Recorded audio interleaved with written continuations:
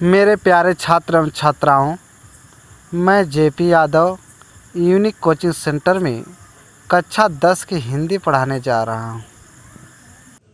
का पहला पाठ सूरदास का पद संदर्भ सहित व्याख्या करवाएंगे और उसको व्याख्या सहित समझाएंगे। तो चलिए हम शुरू करते हैं। सूरदास का पहला पद है।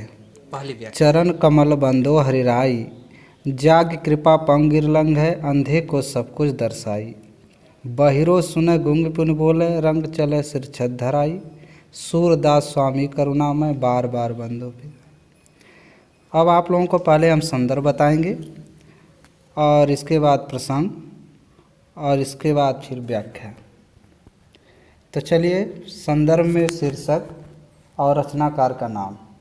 जैसे संदर्भ में प्रस्तुत पद्यांश हमारी पाठ्य पुस्तक हिंदी काव्य संकलन के पद नामक पाठ से लिया गया है। इसके रचयिता सूरदास जी। प्रसंग है,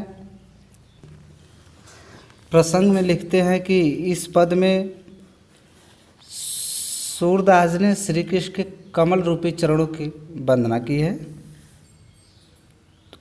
और अब इसके बाद व्याख्या। चरण कमल बंदो हरिराई।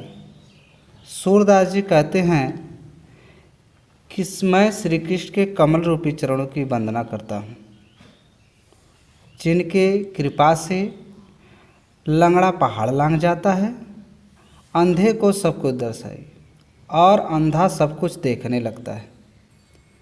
बहिरो सुने गुंग पुन बोले, और जिनकी कृपा से बहिर सुनने लगता है और गुंग फिर से बोलने लगता है और गरीब राजा बन जाता है।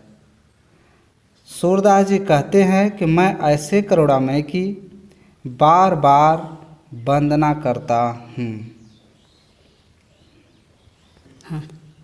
काव्य सौंदर्य।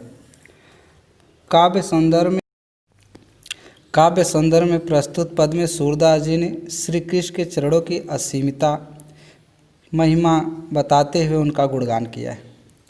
भाषा ब्रज है और रस शांत रस। अलंकार चरण कमल में रूपक तथा अन्य कई स्थानों में अनुप्रास अलंकार है। और छंद इसमें मुक्तक गेय पद है और गुण प्रसाद गुण है।